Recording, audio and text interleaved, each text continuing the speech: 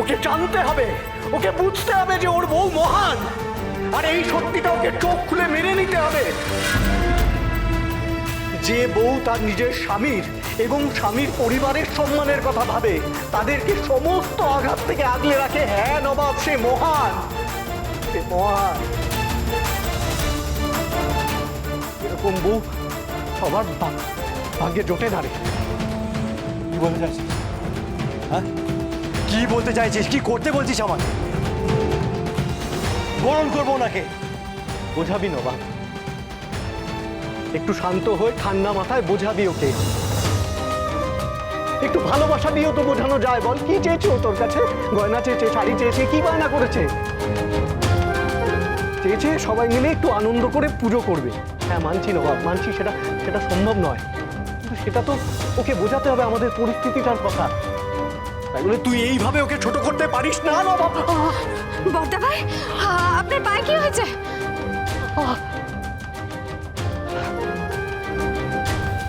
কাল যদি ওই দোকান থেকে একটা টাকাও আসে না এই বাড়িতে, তাহলে জানবি সেটা ওই নন্দিনীর জন্য এসেছে।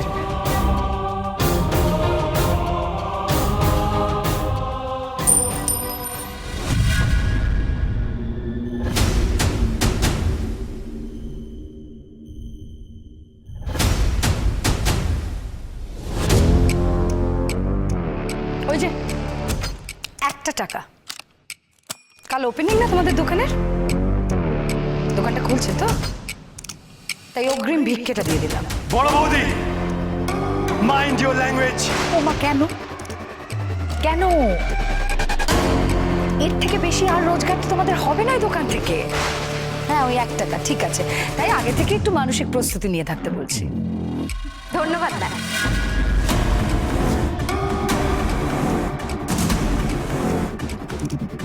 ধন্যবাদ? Are you serious Nandini? Rupsa,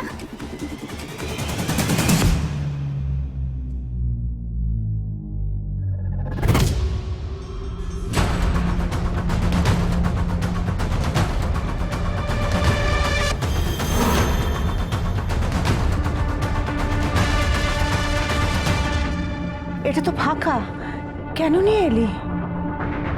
ছোট বৌদি তো নিয়ে আসতে বললো।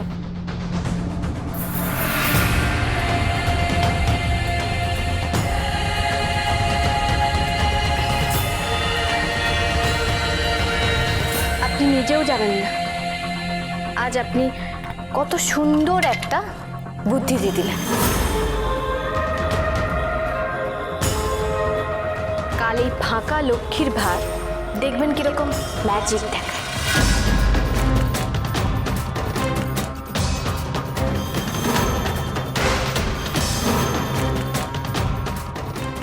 whatever.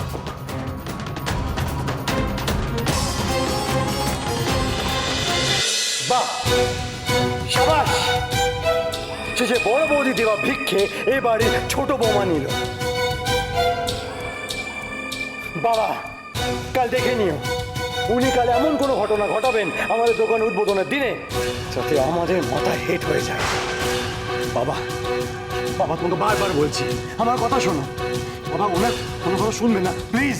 মা, কথা শোনো। মা, কেন কেন শুনছো?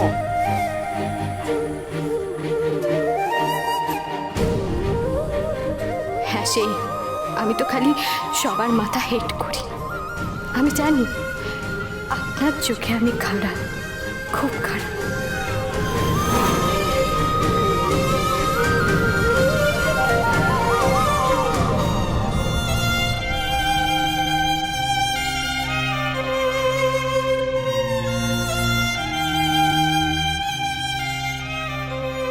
যখন ঠিক করেছি পুজো করব, তখন করবই। সহায় হ মা, পাশে থেকো তোমার মেয়েটার। এই ভারে যে টাকা পড়বে সেই টাকায় পুজোর প্রস্তুতি শুরু করা হবে। আমি সবাইকে দেখিয়ে দিতে চাই যে কাঞ্চিলাল বাড়ির মেয়েরা শুধু মুখেই বড় বড় কথা বলে না, কাজেও করে দেখায়।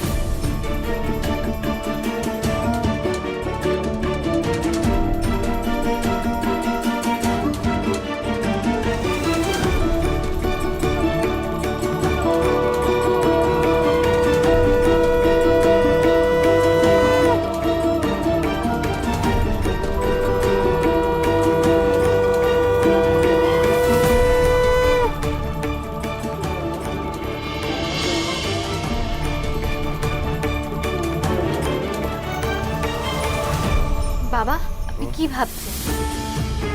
দেখো মা, আমি দোকান তো খুলে ফেললাম, কিন্তু ইব্রাহিম যদি না আসে তাহলে যন্ত্র সারাইয়ের কাজটা কে করবে? বাবা ও শুধু মুখে বলছে, তোমাকে কারিগর খুঁজে নিতে হবে না। ওই দাঁড়া দাঁড়া দাঁড়া, কি এনেছিস? কি ছাতা মাথা? হ্যাঁ যা বাবা, নিজে মালাগুলো লাগাতে পারবে না, শুধু শুধু আমার দোষ দিচ্ছে। ওই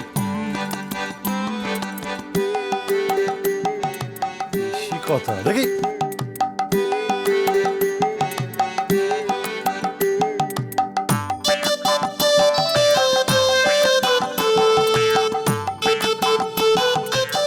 এইভাবে সবকটা আটকানো যাবে।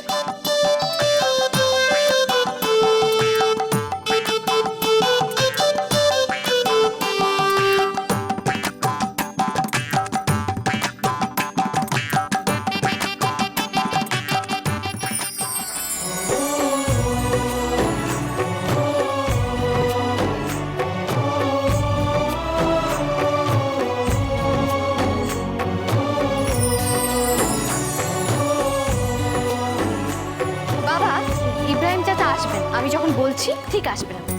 এসেছেন ইব্রাহিম চাচার খাস লোক, সব জেনে বসে আছে। খাস হতে হয় না বাবা, যখন দুনিয়ায় মানুষ এখনো মানুষকে ভরসা করে, মানুষের ওপর বিশ্বাস রাখে, মানুষের কৃতজ্ঞতার মর্যাদা রাখে, মানুষের কথার দাম আছে, তখন আমি ইব্রাহিম চাচাকে ভুল চিনি না। উনি ঠিক আসবেন।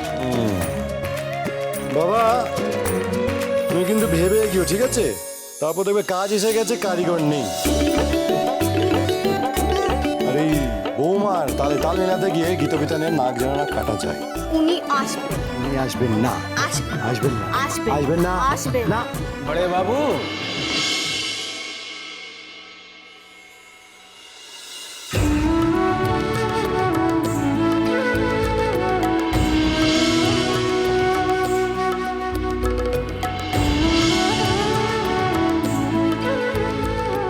আমি জানতাম, আমার মন বলছিল যে আপনি ঠিক আসবেন। কতদিন পর সেই চেনা মুখ। আর সেই অমলিন হাসি। আমি খুব খুশি হলাম ইব্রাহিম, তুমি এত বছর বাদেও আমার ডাকে সাড়া দিলে।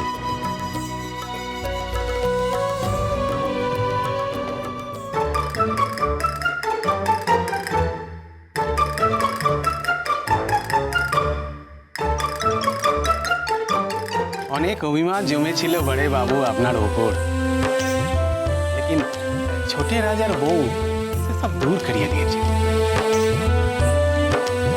আর তো ওর জন্যই আমার এখানে আসা।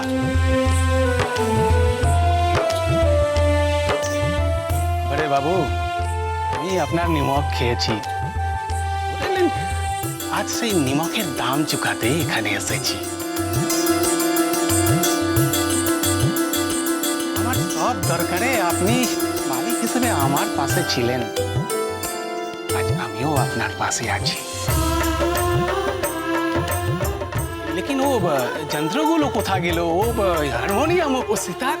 ইব্রাহিম চাচা আসুন, আপনি আসুন, দেখাচ্ছি, আসুন। দেখুন সব কিছু রাখা আছে, আপনি কাজ শুরু করে দিন।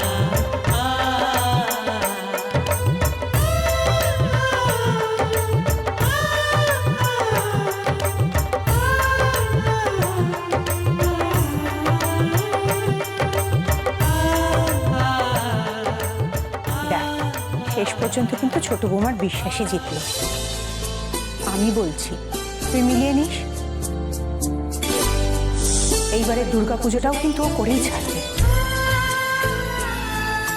সেখানে ওর বিশ্বাস, ওর মনের জোর জিতবে, জিতবে।